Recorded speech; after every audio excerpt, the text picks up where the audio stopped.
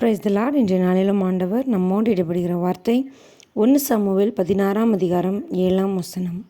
மனுஷன் முகத்தை பார்ப்பான், கர்த்தரோ இருதயத்தை பார்க்கிறார்.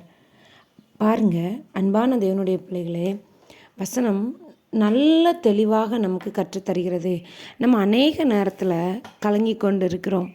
ஏன் அப்படின்னா, மனுஷங்களுடைய தயவு நமக்கு இல்லை, அவங்களுக்கு என்ன பிடிக்கலை, அவங்க என்னிடத்துல அன்பாக இல்லை அப்படின்னு சொல்லி அநேக நேரத்தில் நம்ம ஒரு மனுஷருடைய அன்புக்காகவோ இல்லை மனுஷருடைய உதவிக்காகவோ எதிர்பார்த்து நிற்கும் பொழுது அவர்களிடத்துலேருந்து அது கிடைக்கலன்னு சொல்லி நம்ம கலங்கி கொண்டு இருக்கிறோம். மனுஷன் முகத்தை பார்க்கிறான், கர்த்தரோ இருதயத்தை பார்க்கிறான்.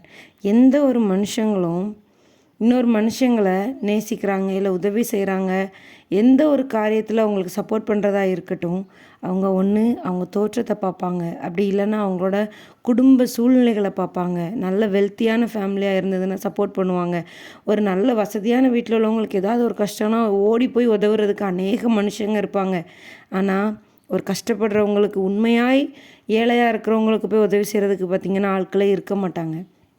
எல்லா மனுஷங்களும் வெளியே தெரிகிற தோற்றத்தையும் சமுதாயத்தில் அவங்களுக்கு இருக்கிற அந்தஸ்தையும் பார்த்து தான் ஒரு மனுஷங்க பழகுறாங்க. ஆனால் நீங்கள் உண்மையாக ஆண்டோடைய பிள்ளையாக இருந்தீங்கன்னா கர்த்தர் உங்களைத்தான் நோக்கி கொண்டு இருக்கிறார்.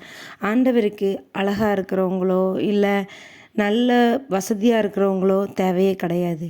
ஆண்டவருக்கு பிரியமாக இருக்கிறவங்க, ஆண்டவரை நேசிக்கிறவங்க, ஆண்டவருக்கு முன்பாக உண்மையாக இருக்கிறவங்க, அவர் இருதயத்தை பார்க்கிறார். எந்த ஒரு மனுஷனுக்கும் வெளி தோற்றத்தில் ஈஸியாக நிறைய பேர் ஏமாத்திடுவாங்க, அன்பாக இருக்கிற மாதிரி நடிக்கிறாங்க. இன்றைக்கி இந்த மாயமான உலகத்தில் மாயையான மக்கள் தான் அதிகமாக இருக்கிறாங்க.